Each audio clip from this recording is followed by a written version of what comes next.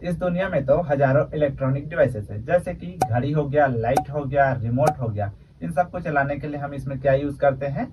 Battery या cell का use करते हैं। लेकिन 2-3 महीना यूज करने के बाद उस बैटरी या सेल को हम लोग फेंक देते हैं। क्यों फेंक देते हैं? क्योंकि वो खत्म हो गया, खराब हो गया।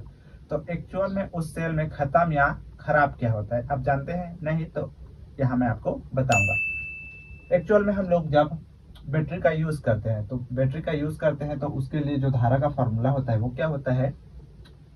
I is equal to E upon capital R plus small R, जहाँ पे कैपिटल आर जो होता है वो लाइट का रेजिस्टेंस हो गया, या घड़ी का रेजिस्टेंस हो गया, या रिमोट का रेजिस्टेंस, मतलब उस सेल के द्वारा हम जिसको चला रहे हैं उसका रेजिस्टेंस कैपिटल आर है। और स्मॉल आर जो होता है उस सेल के अंदर जो होता है इलेक्ट्रोलाइट, उसका रेजिस्टेंस होता है।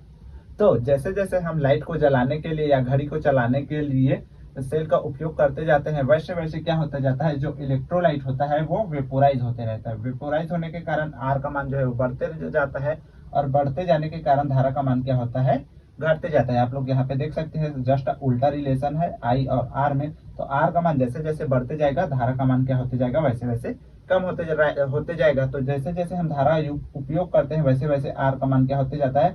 बढ़ते जाता है। और एक समय ऐसे आता है कि जो इलेक्ट्रोलाइट होता है वो इतना वेपोराइज हो जाता है कि आर का मान अधिकतम हो जाता है, और धारा देने में असमर्थ हो जाता है।